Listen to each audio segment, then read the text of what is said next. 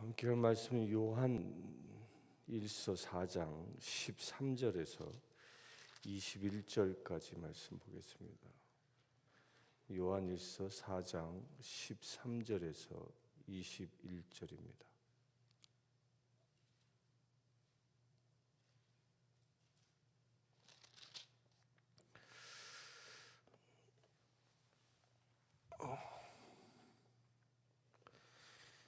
요한 1서 4장 13절입니다.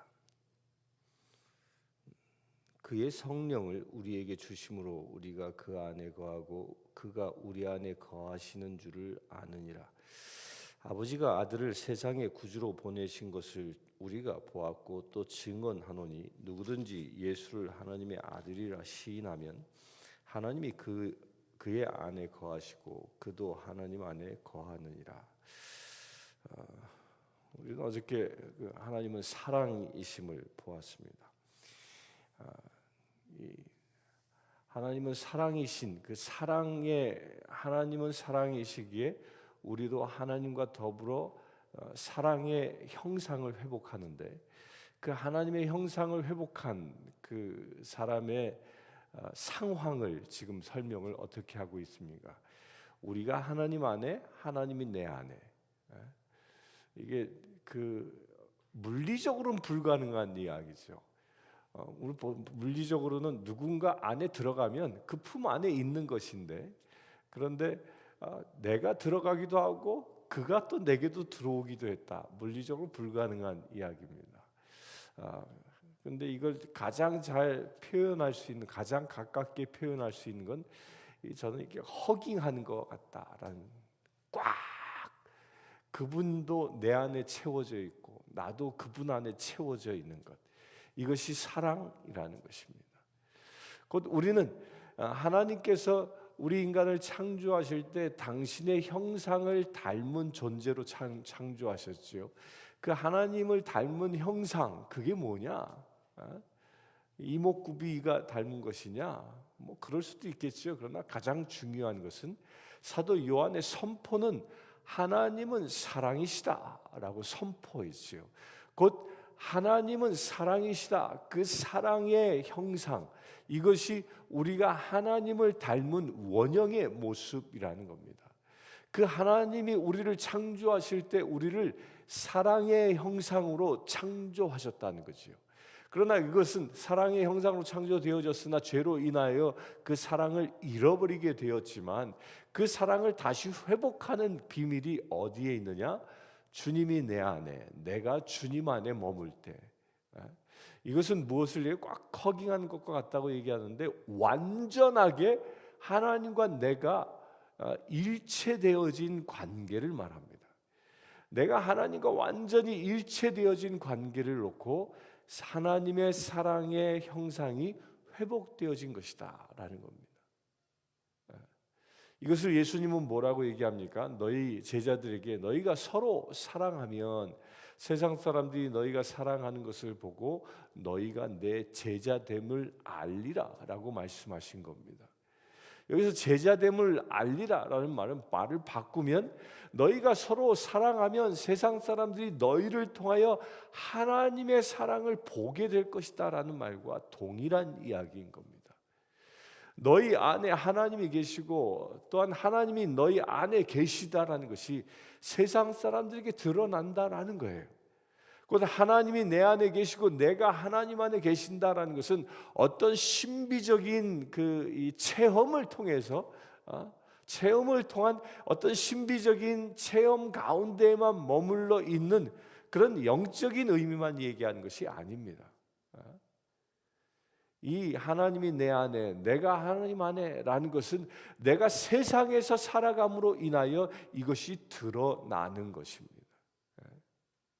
교회 안에서만 내가 하나님의 사람이 아니라 우리 모두는 내가 어디에 있든지, 직장에 있든지 뭐 공원에 가든지 운동을 하든지 어느 곳에 있든지 나를 통하여 하나님의 사랑이 보여지는 관계, 그런 존재라는 것입니다. 우리 그리스도인들이 진정으로 사모해야 할 것이 여기에 있는 겁니다. 우리가 주님을 보일 때, 주님의 사랑이 보여질 때에 그때 나타나는 놀라운 역사가 있습니다. 불신자들이 하나님을 알아보는 역사가 일어나는 겁니다. 이 전도의 가장 강력한 파워는 무엇입니까? 우리 그리스도인들에게, 불신자들에게 도전을 줄 때 가장 강력한 전도가 가능한 것입니다. 저 사람이 사는 삶이야말로 너무 아름답구나. 저 사람이 사는 삶이야말로 참으로 사랑이 넘치는 삶이구나. 아무리 악한 사람이라도요, 사랑에 대한 원형을 보게 되어지면 그걸 다 사모하게 되어져 있습니다. 인간은 영적인 존재요, 하나님의 형상이 머물렀던 곳이기에 본능적으로 사모하는, 알아보게 되어지는 거죠. 우리는 여기에 도전이 이루어지길 바랍니다. 주님이 내 안에, 내가 주님 안에 머물므로 인하여 세상 사람들이 나를 바라보면 주의 사랑이 보일 수 있는 그런 지체되길 바랍니다. 16절입니다. 하나님이 우리를 사랑하시는 사랑을 우리가 알고 믿었노니 하나님은 사랑이시라. 사랑 안에 거하시는 자는 하나님 안에 거하는 것이고 하나님도 그의 안에 거하시느니라. 이로써 사랑이 우리에게 온전히 이루어진 것은 우리로 심판날에 담대함을 가지게 하려 함이니 주께서 그러하심과 같이 우리도 이 세상에서 그러하리이니라. 이게 사랑과 우리를 사랑하시는 사랑을 우리가 알고 믿고, 그러니까 어떻게 사랑이 내 안에 이루어지느냐? 하나님이 나를 사랑하신다라는 이 사실을 믿음으로 고백하는 것이 우선이라는 것입니다. 그 믿음으로 구원을 얻는다라는 말은 단순히 내가 예수 그리스도는 나의 구주시오라는 입의 선포만이 아닌 것입니다. 내가 예수님은 나의 구세주이십니다라는 이 입술의 선포는 무엇을 수반하는 것이냐? 내가 그렇게 구주됨을 선포함으로 인하여 예수 그리스도의, 하나님의 그 사랑이 내 삶에서 이루어져 나가는 것입니다. 사랑은 형용사가 아니라 동사다라고 얘기하지요. 우리의 삶의 행동으로, 내가 믿음을 고백하면 삶의 행동으로 하나님의 사랑이 보여지게 되는 것입니다. 따라서 우리가 하나님께 속한 사람이냐 악한 영에 속한 사람이냐는 무엇을 보면 알 수 있습니까? 그 하나님의 그 아가페의 사랑이 우리의 삶 속에서 흘러나오느냐, 아니면 시기와 질투와 미움과 저주와 이런 악한 영이 주는 것이 나의 삶에서 흘러나오냐를 보면 분명히 구별되어진다는 겁니다. 그래서 사도 요한은 이렇게 얘기합니다. 우리로 심판날에 담대함을 가지게 하려 함이니, 우리가 사랑이 넘쳐나는 하나님의 사랑을 받아 하나님의 사랑을 세상에 베푸는 자 되어지면 그런 사람이 주님의 심판날이 오히려 더 즐거운 날, 담대하게 그 날을 기다리는 주의 자녀 되어진다는 것입니다. 전쟁의 소식이 들려오고 주님의 날이 가까우는데 우리 안에 불안함과 내가 이대로 주님을 맞이할 수 있을까? 이런 불안함들이 있다면, 그런 불안함이 있다는 것 그 자체가 무엇을 증거하는 것이냐면, 주님의 심판대에 섰을 때 내가 심판을 받아 저 지옥불에 던져진다라는 확신과 다를 바 없다라는 겁니다. 그러나 하나님의 사랑이 내게 넘쳐나면 그날을 사모하는 것이죠. 오히려 왜? 내 안에 주님이 계시고 내가 주님 안에 완전하게 들어가는 날이 심판 날이기 때문이죠. 여러분들 그날을 사모할 수 있게 되길 바랍니다. 그렇게 주님 앞에 온전히 설 수 있는 사람이 누구라고요? 주님이 내 안에, 내가 주님 안에 온전한 사랑이 내 삶 속에서 이루어지는 자, 이런 사람이 진정한 심판대에 심판대에 설 때 담대해지고, 또한 이 세상에서 이기는 자로, 주님을 닮은, 하나님은 사랑이시다라는 그 주님 하나님을 닮은 자로, 하나님의 자녀로 세워질 수 있는 것입니다. 사랑은 열매를 맺어야 하는 것입니다. 사랑은 하나님의 성품이고 그 성품이 내 안에 맺어질 때 가능한 것이죠. 또한 그 17절에 보면 이로써 사랑이 우리에게 온전히 이루어진 것은, 여기서 이로써라는 말을 썼는데 이 말은 하나님과 온전히 연합되어진 하나 되어진 관계를 설명하고 있는 겁니다. 표현하고 있는 겁니다. 사랑은 무엇을 통해서 이루어진다고요?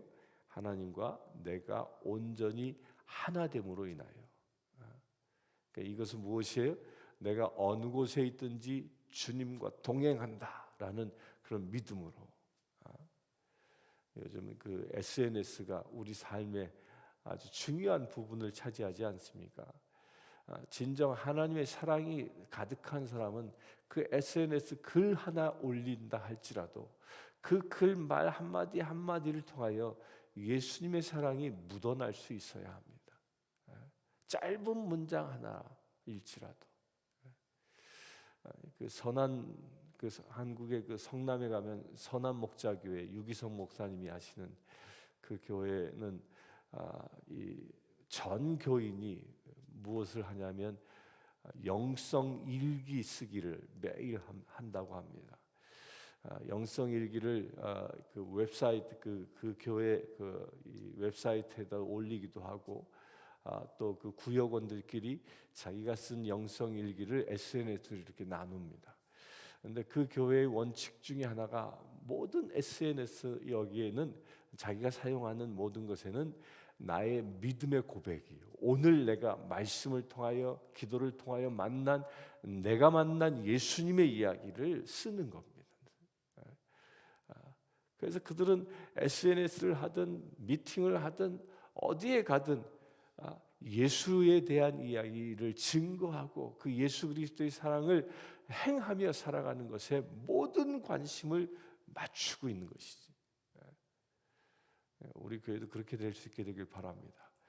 유기성 목사님이 그 선한 목자의 교회에 가면서 그것은 감리교회인데 그런 운동이 일어나고 모든 이들이 영성일기를 쓰기 시작하면서 진정 그 교회 성도들을 통하여 예수님이 보여지게 되고 그로 인해서 그 교회가 놀랍게 부흥하는 역사가 일어난다고 합니다. 우리는 어느 처지에 있든 어디에 있든지 이로써 하나님과 연합하여 이로써 하나님의 사랑의 삶을 살아감으로 인하여 이로써 하나님의 형상을 보여줄 수 있는, 세상에 나타낼 수 있는 거룩한 지체 되길 바랍니다. 18절입니다. 사랑 안에 두려움이 없고 온전한 사랑이 두려움을 내쫓나니 두려움에는 형벌이 있음이라. 두려워하는 자는 사랑 안에서 온전히 이루지 못하였느니라. 우리가 세상을 살아가면서 사랑이 있는 자는 그 어떠한 세상의 위협 앞에서도 두려워하지 않습니다. 너희는 강하고 담대하라 말씀하셨는데 그 강하고 담대할 수 있는 비밀이 무엇이에요? 하나님과 연합된 온전한 일체되어져 온전한 하나님의 사랑 가운데 살아가게 되어지면 어떠한 어려움이 우리 앞에 놓인다 할지라도 두려워하지 아니하고 담대하여 승리하는 삶을 살게 된다는 거예요. 그러나 하나님의 사랑 가운데 머물지 못하면 늘 두려움이 엄습하는 것이죠. 이것은 마치 어린 아이가 자기 부모님과 함께 어디 외출하면 어디를 가도 신나지 않습니까? 그 부모님 그늘 아래 같이 뭐 쇼핑을 가든 뭐 외식을 가든 뭐 피크닉을 가든 어딜 가도 부모님과 함께 하고 있으면 그것 자체가 안심이고요. 그 부모님과 함께 함으로 인하여 자기에게 주어진 모든 상황을 즐깁니다. 그런데 어린 아이가 부모를 잃어버리고 아무리 그 좋은 놀이동산에서 있다 할지라도 부모를 잃어버리는 순간 그 놀이동산에 와 있는 그 행복감은 다 사라져 버립니다. 놀이동산에 미국은 잘 모르겠어요. 한국의 놀이동산에 가면 그 아동 보호소라는 것이 있습니다. 그 정신 팔려가지고 부모도 정신 팔리고 아이도 정신 팔려가지고 부모와 자식이 헤어져가지고 직원에게 끌려서 이제 보호받아서 아동 보호소에 이렇게 가 있는데, 그 아동 보호소에 가서 보면 공통점이 있어요. 그 아이들이 신나고 즐겁게 그 안에서 노느냐 아니, 다 울고 있어. 질질 짜고 앉아 있거든요. 부모님과 함께 했을 땐 똑같은 장소에 있다 할지라도 그곳이 행복하지만, 부모를 잃어버리고 홀로 남았다고 여기는 순간 두려움이 엄습하고 불안함이 엄습해서 모든 행복은 사라져버리고 마는 것이죠. 이것은 우리가 세상을 살아가는 삶의 원리가 똑같습니다. 하나님 아버지 되신 그분과 내가 그분 안에, 그분이 내 안에 있다라는 그 믿음을 가지고 주님과 날마다 동행하는 삶을 살면 내 삶에 두려움이란 있을 수 없는 겁니다. 내가 서 있는 그 삶의 자리가 행복 그 자체가 되어지는 것이지요. 오늘도 그렇게 될 수 있게 되길 바랍니다. 19절입니다. 우리가 사랑함은 그가 먼저 우리를 사랑하셨음이라. 이 사랑에는 순서가 있습니다. 우리가 어떻게 이렇게 세상에 사랑을 보이며 사랑을 행하며 살아갈 수 있느냐? 그 비밀은 내가 먼저 하나님께로부터 사랑받을 때, 이 사람의 그 특징 중에 하나가요, 받은 만큼 줄 수 있습니다. 이 머리라는 게 입력된 것만큼 나오게 되어져 있어요. 이 머리에 무엇을 넣느냐에 따라 머리에서 나오는 말과 행동, 마음가짐들이 결정되지 않습니까? 그처럼 내가 하나님께로부터 사랑받을 때 그 사랑을 줄 수 있는 것입니다. 한국의 그 고아 원 출신들이 가정을 일구며 살아가기가 굉장히 어렵습니다. 고아 출신으로 자라서 부모 없이 자라서 그래도 사랑하는 사람을 만나서 가정을 일구면 꼭 2, 3년 안에 큰 문제들이 납니다. 특히 언제 문제가 심각하게 나냐면 아이를 양육할 때부터 아주 심각한 문제들이 생기는 것을 종종 봅니다. 왜냐하면 내가 부모로부터 받은 사랑이 없어서 아이를 어떻게 사랑해야 할 줄 모르는 겁니다. 몰라요. 곧 내가 사랑받지 못함으로 인하여 사랑을 줄 수 없는 것입니다. 상주에 있을 때 그 정호의 집이라고 이 오갈 데 없는 사람들이 모여 사는, 그 중에는 고아 출신들이 있어요. 그 중에 한 청년은 잊지 못합니다. 이 청년은 태어나서 100일도 안 돼서 버려졌어요.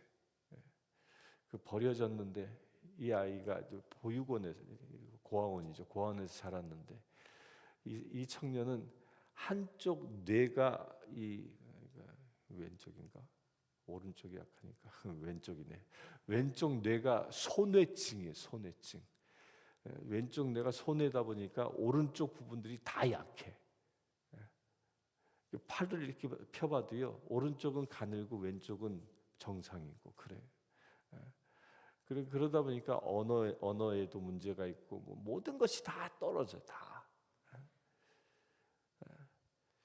근데 이 아이가, 이 청년은요, 남을 사랑할 줄 몰라.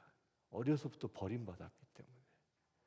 또 고아원에 가서도 자기 신체적인 것 때문에 늘 아이들한테 공격당하고 놀림당하고 왕따당하고 사랑을 받아보지 못하는 거예요. 그러니까 교회 안에서 이 아이의 특징이, 이 청년의 특징이 뭐냐면 찔러대는 게 특징이야. 교인이 뭐 조금만 잘못하지 않습니까? 뭐 하다못해 정원에다가 뭐 이렇게 이렇게 휴지라도 버리면 난리 나는 거야. 막 그 품어줄 수 있는 마음이 없는 거예요. 사랑받지 못했기 때문에. 그 청년은 늘 품어주고 안아주고 사랑해주면 그러면서 바뀌게 되어지는 거죠. 우리가 하나님 앞에 사랑을 받을 때 우리는 진정 세상에서 사랑하는 자로 살아갈 수 있는 것입니다. 하나님의 사랑을 충만하게 받기를 축원합니다. 20절에 누구든지 하나님을 사랑하노라 하고 그 형제를 미워하면 이는 거짓말하는 자니 보는 바 그 형제를 사랑하지 아니하는 자는 보지 못하는 바 하나님의 사랑을 할 수 없느니라. 그러니까 하나님을 사랑하는 자는 형제를 사랑합니다. 그러니까 내가 하나님께로부터 사랑을 받고 하나님을 사랑하는 자인가 아닌가는 무엇을 통해 나타난다고요? 내 삶 속에서 형제를 사랑하느냐 아닌가를 보면 나타나는 겁니다. 여기서 말하고 있는 형제는요, 내 눈에 내 마음에 드는 그런 존재만 형제가 아닙니다.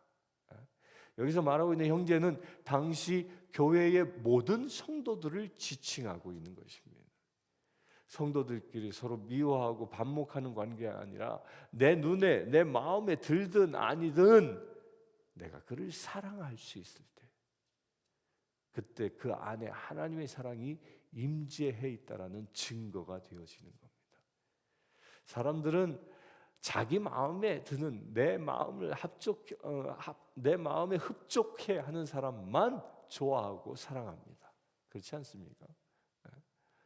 나에게 잘해주는 사람, 내 마음에 드는 사람. 그러나 하나님의 사랑을 받은 사람은 내 기준으로 그를 보는 게 아니라 하나님의 기준으로 사람을 보게 되는 것입니다. 21절 우리는 이 계명을 주께 받았나니 하나님을 사랑하는 자는 또한 그 형제를 사랑할지니라. 사랑할지니라. 분명히 선언합니다.